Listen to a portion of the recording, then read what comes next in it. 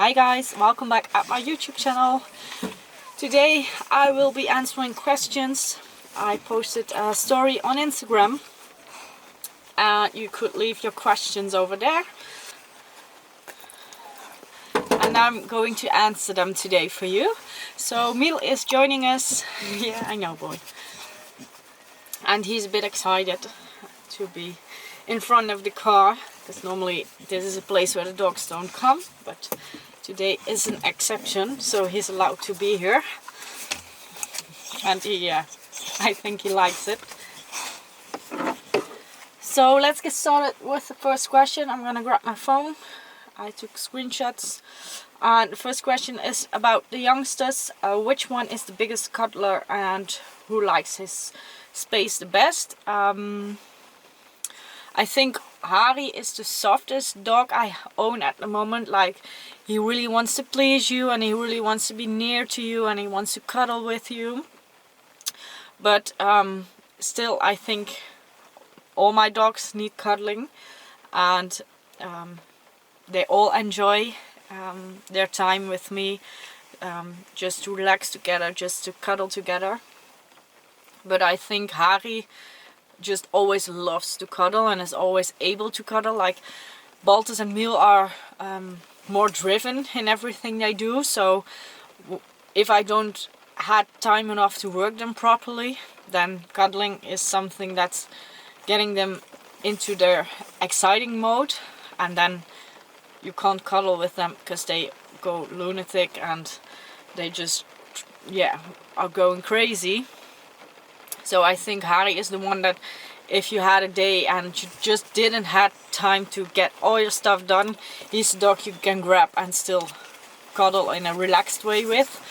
And with the other ones, it's just a bit more exciting. Like, they get excited and then it's not cuddling anymore, then they just go crazy.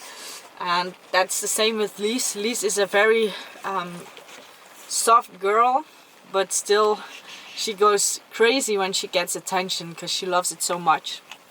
So cuddling when she didn't work is quite difficult, but she loves attention. He's trying to catch the raindrops on the window. So how do I schedule my days around work and how much do I work? I work 34.5 hours, and that's quite a lot. For me, it's maybe a bit too much at the moment because I have 6 dogs and they all need to work, and the youngsters are getting into an age that they are actually allowed to be worked more. So that's something we need to go and experience if I do have enough time, or we do need to change things, because I like to create content as well. So it's just a lot that I have to put into my days.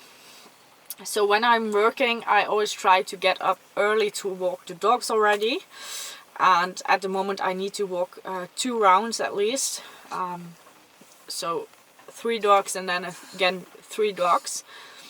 And I don't like to be in a hurry in the morning, so I always take enough time so I can have an easygoing breakfast, I can take a shower, and then I leave to work. I always make sure I'm early at work so I can walk the dogs again. And that's not walking, you're in front of my face, boy. So he's seeing the birds, and yeah, I know.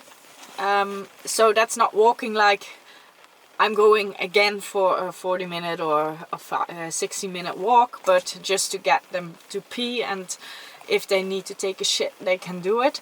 Because sometimes they don't take a shit when I'm walking them, and then they still need to do that. So that's why I always make sure I'm early at work so I can do that, and they just can stretch their legs again. Then I mostly work from 8:30 till 7. So that's a very long day and it's very tiring, and depending on the day, like on Mondays I don't want to get into bed too late, so then I make sure that I use the treadmill or the sled mills to exercise them after work. And on Tuesdays, when I didn't have like a really hard and long day, then I like to go out with them and do something with them. So on the days that I know they are long and I need to get up early again the day after, I always use the sled mills, or I do something else around the house. That way I can do it quick and still make sure that the dogs had something to do. Yeah, I love you too. No, I don't need kisses. No, I don't need kisses. So that's how I schedule it, and my weekend is on Wednesday and Thursday.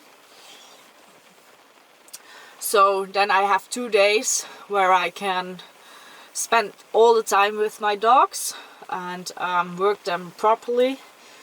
And we have a Mantrailing training on Wednesday. And then Friday, most of the times they get a day off, like only walking, nothing crazy, because their bodies need rest after the weekend. We celebrate it with a lot of work. And then Saturday, most of the times I work from 8 till 2, and afterwards I go Mantrailing with them, and afterwards to the forest, or I go sporting or something else if I didn't schedule a Mantrailing training. And then Sunday is our day off again, but all people have their day off then and go to the forest. So that's not my favorite day to go to the forest, because then like half Belgium and half of the Netherlands is in the forest, and that's just too busy for us. So I get up early on Sunday so I can walk them before everybody else is going to walk. That way when people are going to the forest, I'm already done and we still had just a relaxed walk, because I can walk them when it's busy, but it's just not relaxed. So that's why I choose to not do it. Because if I walk them when it's busy, I can do it, but I will end up very stressed because everybody puts their dogs off leash, and I really have aggressive dogs towards other dogs, and some of them are fine, but others are really, really dog aggressive. And I don't want other people put my dogs in situations that they shouldn't be put it in. Stop. And again, he's in my face. He just likes to steal the show. So on Sundays, it's most of the time we do things, or I go to my own field to sport with them after we went to the forest, but it's not like I'm going to look for problems and troubles with these dogs, because it's just not fun. And in the end, my dogs will always be the ones that are getting blamed for when something happens. So I just prefer not to get ourselves into situations like that. So let's check. Somebody is asking about, could you please outline the Mantrailing training progression steps? Well, that's quite difficult, because Mantrailing is a type of work that really depends on the dog, how we train. So with Harry, for example, we took really small steps because he's a sensitive dog, and we didn't want him to get overwhelmed by the difficulty of the trails and stuff like that. So we really took it easy with him, and now you can really see that he's developing. But with Baldus, for example, we could take bigger steps. So the Mantrailing training is something that really depends on the individual dog I have in front of me, and then we start working with that dog. So we start like we do with all dogs, just the person walks away and the dog sees that person, and now he's in my face again. But he's seeing a lot of people and he loves them. So we start with the person walking off, and the dog can see them, and then you already can see how the dog works, and what you can do. And with some dogs it just takes a lot of time, and other ones are just flying through all the training. So it's not like I can tell you just do this and this and this and then your dog will be a very good man trailer. It really is like looking at the dog and then seeing what the dog needs to improve and get better and better and better. And I have 6 man trailing dogs at the moment, and they all work very differently, and they all get a different training. So I would love to make it sound very simple, but this type of work is just not that simple. Like, just do this and this and this, and then you can walk like the course. I'm just gonna ask him to sit like this. So it's not like you can really measure the steps you're taking. You just facing problems with your dog, and then eventually you see like, oh, I can work through this and we don't need any guidance with that anymore. But it just takes a lot of time. Mantrailing is not a quick job for your dog. It just really needs to understand what it's doing, and they need to get used to working with the nose for longer periods of time, because it's very tiring. So yeah, I hoped that I was able to just tell, do this and this and this, and then it will be fine. But every time I start a new dog, it's just seeing what does the dog, what does it need, and then working with that. So this one is a really nice dog. Miel is a really nice man trailing dog. For me, he's a bit too big and too heavy. Oh, Jesus Christ. No, no, no, no, no. Not gonna do that, boy. No. No. Miel. Oh, Jesus. Nee, klaar. So I hope I answered your question with this one, but not sure, because, yeah, it are baby steps. Every single step you're taking is like a very little step in this training. Miel, come eens hier. Come, sit down. You can sit. You can sit. Yeah, there you go. So, I hope I answered your question, but it's not like do this and this and this. I already told you. Let's move on to the next question, and the next question is about vacation and traveling with this type of dog. What do you need to know when you want to travel with Staffordshire Bull Terriers? So the first thing I recommend people, if they like traveling, is to buy a dog with a pedigree, because that makes traveling much more easy.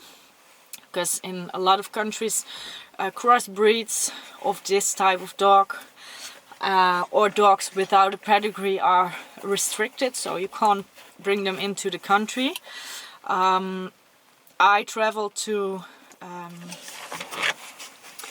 the Czech Republic last year, and that was very easy, because you drive through Germany, and then, yeah, well, Germany has rules for this type of dog, but I have pedigrees on them, so I didn't have any troubles. When I went to Norway, I again drive through Germany and Denmark, and both these countries are okay if your dog has a pedigree. A lot of people were going crazy when I posted that I was in Denmark, but if you go and look on the internet, you can find that there are dogs restricted in Denmark, but on none of the sites, I looked at a lot of sites, and none of these sites were mentioning the Staffordshire Bull Terrier. So you really need to look close to what breeds they are putting on the sites, because I didn't find any site that told me that I couldn't bring my Staffordshire Bull Terrier with me in Denmark, and I didn't have any problems in Denmark with them. I think the Pit Bull and the American Staffordshire Terrier are a different kind of story, but with my Staffordshire Bull Terriers I was totally fine. and I know people from Norway that are traveling back to the Netherlands and back to Norway again, and they also never had any problems with the Staffordshire Bull Terriers. But keep in mind, we all have dogs with a pedigree. And in Norway, the only thing I needed to take care of was that I was bringing 6 dogs, and the amount of dogs you can bring without needing to do extra things is 5 dogs, and I wanted to bring all my 6 dogs. My dogs are my pets, so I'm not traveling to Norway to go and sell my dogs, but they can see it as a commercial travel. So that way I needed to make sure that the organization of the competition I was joining would send me a mail in English and Norwegian that I was competing, so I was coming for a competition with my dogs. So for competition and training matters, it's totally fine to travel with more than 5 dogs, but you need to have that in writing. So you can't just say, well, I'm going to a competition. No, you really have to prove that. Make sure that your dogs get dewormed in time, and the rabies shot. But the rabies shot is for every country. As soon as you just cross the border, it needs his rabies shot. And for Norway, they need to be dewormed, but that can all be done at the vet. But that's what I did for Norway, and I need to do it again because I'm traveling there in January to train with the dogs. So then again I have to take writing saying that I'm coming for training, and proving that I'm not going to sell the dogs or coming to sell them. So that's what I did for the last trips I did. Stop. No. There will be different rules for every country, so I always recommend to look it up or call with the authorities in that country, so you make sure that you did your homework, because if I didn't do it, I would have a problem at the Norwegian border. So because I did my homework, we went through the checks quite fast. If I didn't make sure that I did everything according to the rules, I'm not sure how it would go then. But luckily I just made sure I did everything we needed, and someone I know in Norway just checked it for me, what I really needed to do. So that way I could travel as smooth as possible. But really, please do your homework, especially with this type of dogs. Just really look into what you need to do and if it's allowed to take them. Without a pedigree, it will be much harder to travel with this type of dog. But with pedigree, I didn't have any crazy problems until now. So let's hope the next travel will be as smooth as the last one. I need to scroll a bit, and then I have 2 quite similar questions. So other than the Staffordshire Bull Terrier breed, what is a breed that you think you would like to own? I like working dogs, and of course I like the Stafford Sports a lot, but the American Staffordshire Terrier and the Pit Bull Terrier are way too big for me. I just I'm complaining about this guy, his height and his weight. So that those breeds are quite similar to mine, although they're still very different. But it's the type you would think you would go to if you can't have these. But I'm not sure if I would do that. I really like a well-bred working line Malinois, but again, the size is what's keeping me from that. Because when I was looking for a dog before I got Berb, I was really doubting if I wanted to go into the Malinois or that I wanted to stay with the Staffordshire Bull Terriers, and then I came across the working lines, and then I was sold, because I like the size of these dogs much better, and I think the working mentality of these dogs can be compared to a Malinois, only just a much smaller size. So for me it's just easier to have more dogs. Stop. No. So I've doubted about the Malinois, but it's just a bit too big. If I would have to make a choice, I think I would go with a small terrier, like the Yacht Terrier, the German breed, because they are just like, they are what a terrier should be, like crazy in the head and doing their job. So I would go for a small terrier, because these are dogs that can do a lot of jobs and love to work, and still have the size that I like, because I really like Malinois, and I wouldn't say I would never own one, but size wise it's just something, it's just a bit too big and too heavy for what I like. I like smaller dogs. And I got a similar question. Miel, I know, I love you too. If I couldn't have Staffordshire Bull Terriers, what other breed would I like to own, and why? Which breed I really wouldn't own. So which breed I really wouldn't own? Everything that's doodled, because I fucking hate everything that's doodled.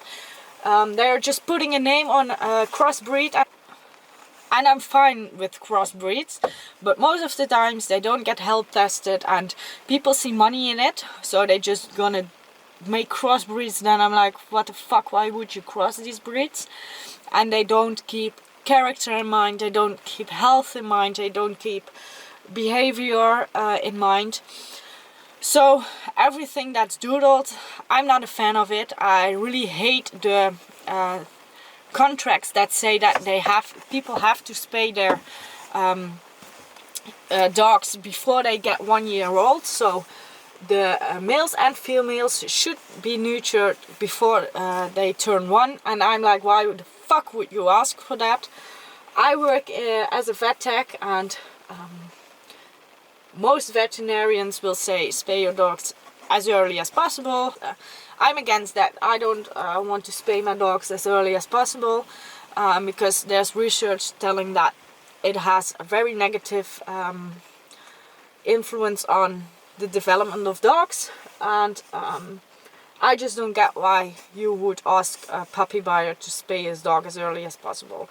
I don't get it in my mind. So and I just don't like doodling everything. I'm fine with a crossbreed if you're going to have a specific job for it, and crossing it with another breed makes it do its job better. I'm totally fine with that. I'm totally fine if you keep character in mind, if you keep health in mind. But no, a doodle is not for me. And I'm not saying that all that doodle owners are bad owners, but it's just, I really don't like the concept of a labradoodle, a cockapoo. That's like a doodle as well for me. But everything that gets those weird names just to sell it as a breed, I really don't like it.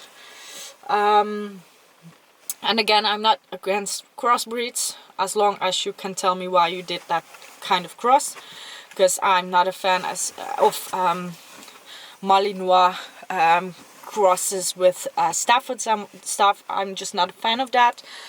I just don't get why you would cross certain breeds if one breed needs to be like super human friendly, and the other dog needs to be sharp on humans, because that's what they are doing in their job. I just don't get that. And most of the times these crossbreeds are quite difficult, and you see them a lot in shelters. So I'm not a fan of it.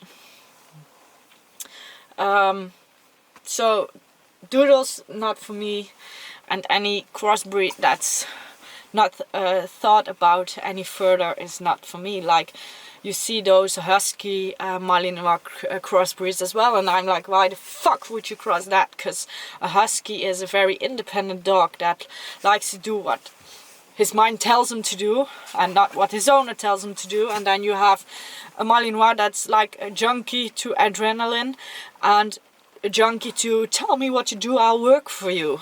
Yeah, these are some examples of crossbreeds that I would never own. A functional crossbreed with a good purpose I would own, but not all these fancy named dogs. So I recorded a Q&A yesterday, and I was thinking about one question, and that was the question about which dog breeds I would own and which ones I wouldn't. So I already told you which ones I would own and which ones I wouldn't own, but I completely forgot to mention that I would never own a dog that isn't able to function normally. So like bulldog type of dogs, like the really flat-faced dogs that can't function in sports. That are breeds I never would own, because in the vet clinic we see a lot of these dogs, and when we do surgery we put a tube in their trachea, and normal dogs, as soon as they starting to wake up, so they are still not back on earth, they start coughing on the tube, but these dogs are awake, looking you into your eyes, and completely okay with a tube in the trachea. So that's very unhealthy. They have a lot of health issues, and the breeding is super difficult for these dogs. So all dogs that can't function normally without us doing surgeries on them is a no-go for me. So I just wanted to add that, because I already told you about the doodles and how I don't like them, but this is something I really dislike as well. So just to be clear about that. Then, Jesus, which breed I would own? Yeah, well, a Malinois, because of the working abilities. Still, I think it's too big for what I like, but the working abilities of these dogs match what I would want in a dog if I couldn't have these dogs, because they have enough workability for me, and they are just smaller, and I can handle them more easily. Then the small terriers, I just love terriers. You just have to have a kind of humor, I think, because terriers are definitely not for everybody. So I would always have a terrier. Without a terrier, life is boring. So, but must say I really like the Staffordshire Bull Terrier. I just like how they behave, how they are, their personalities, and I really like the part that they should be really human friendly, and of course not all of them are, but I think you really need to be strict on that one in this breed, because human aggression is something that you really don't want in this breed. But if they are human friendly, they are just very, very nice dogs to work with, because they will like eat through a wall for you if you ask them to. So that's why I really like to work with these guys, because they are so proud of themselves, and they look at you from like, whoa, I did this very good, right? And through the job that I'm giving them, like the Mantrailing, you really get to work as a team. So it's not only the dog that needs to perform and get better, but it's also you as a handler. And then we do the Stafford athletics, where they just can be the crazy Staffords that they are, and just go lunatic and do whatever this breed should be doing. So I really don't see myself owning another breed anytime soon, because I just like these guys. I like everything about the breed, and of course you have things you don't like that much, but they are such a pleasure to work with. They yeah, I can't really put into words what I feel about this breed, but yeah, I'm really happy that I got Berep after my first boy. He was a showbred dog, but then I got Berep, who is my first working dog, and she is opening all kind of doors for me, because she's such a good dog, and I'm still very happy that I was able to get this dog from the breeder, and I will be forever grateful for that, because she's just an amazing dog. And now he's trying to eat my steer. So I'm really grateful for her. She's the best. And then I got Dean, and Dean is also working to be a good dog, and she already is, but she just needs some more time to really get on that level. But I'm really happy with those two dogs I got. Yeah, they just changed my world, because I really got into working the dogs and sporting the dogs. I got a lot of friends because of my dogs. Like, I didn't have a lot of friends before, and I still don't have like this big amount of friends, but these dogs brought me to places that I hadn't been before, and I got in contact to people who in my normal life I would never get in touch with. So these dogs brought me so much in my life, so I really can't think about owning a different kind of breed, because it suits me so well. At least I think it suits me.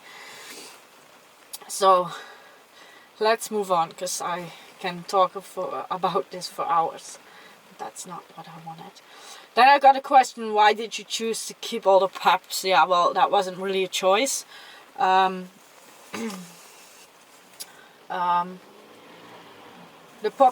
puppies got cancelled, and I rather have you quitting and saying, well, I'm not sure, than just taking the pup and then coming to me when it's maybe too late.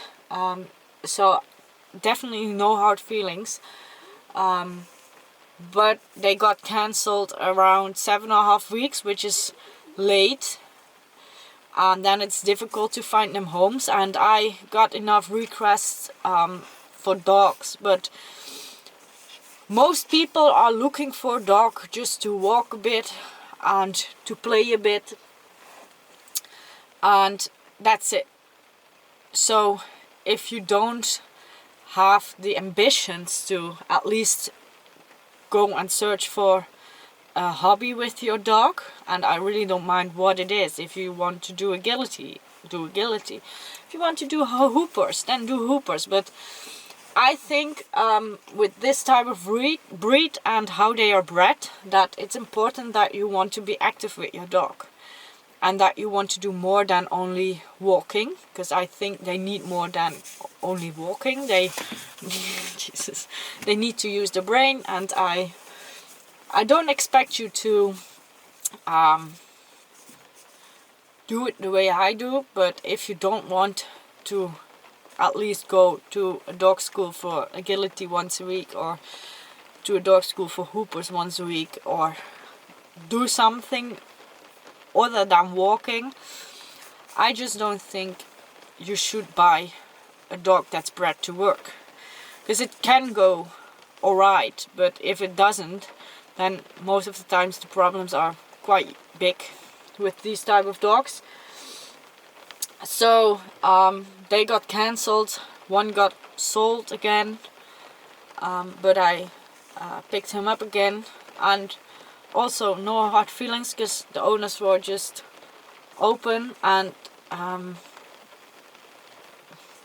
then I picked the dog up. So I had to stop recording because the camera was overheating, but I think I stayed at the part where I was talking about that a show line or a sports/working bred dog is very different, because I have a working line and a show line at home. well, I have 6 working line dogs, but the show line will be good if you just walk him and every now and then just do something extra with him. But these guys, you can do one easygoing day, but the day after they are quite a lot to handle because they just go crazy. So it's something you really have to want. You really need to be a person that likes to have a dog that really is asking to be worked and asking to go out, and that's all year. That's not only when it's nice and sunny outside, but that's also when it's cold, rainy and shitty weather. And I wouldn't like to own a show line anymore, because I just like the dogs that are really challenging you. They are really challenging me to become a better dog handler, to work on myself as well. So I wouldn't do it in any other way. But it's a lifestyle. It's not like I can just go out, get drunk and stay in bed for 2 days. That's just something I can't do. So I never was a party animal.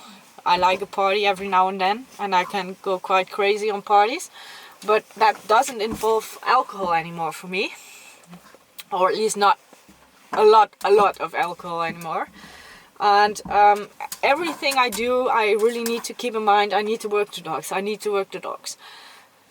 And of course they get resting days as well, because resting days are really important also for working dogs, because the body needs to recover. But if I don't feel like it, I still need to work them. Miel. Oh, this guy. He gets bored now. So even if I don't feel like going out and work them, I really need to go out. Because I have quite Dean. Now Dini gets annoyed as well, because Dini is mad that she probably won't work today. Dini! So it's a lifestyle, this type of dog. A working breed, a working bred dog is a lifestyle.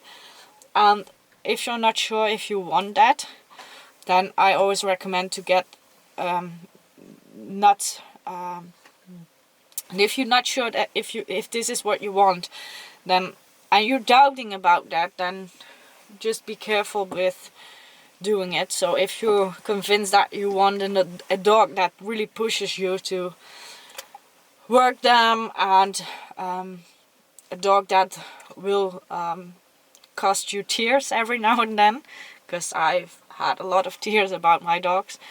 But the thing is, you work so hard with them, and once you get to see those results, it's giving you a feeling, I can't describe it, and your bond with your dog is just so well, because you work together and you have your ups and downs together, and you're figuring it out together. So but still keep in mind, it's a lifestyle, and it's not something, if you're not sure about it, that I would recommend just to buy a working dog.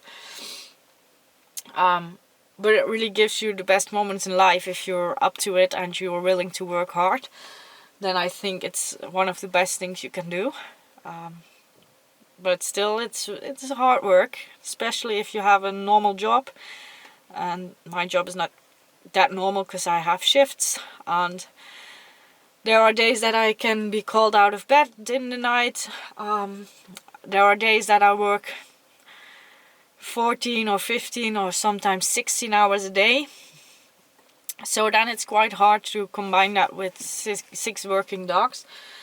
But still, the dogs make sure that I be able to do my job properly. So I wouldn't really want to miss one of them.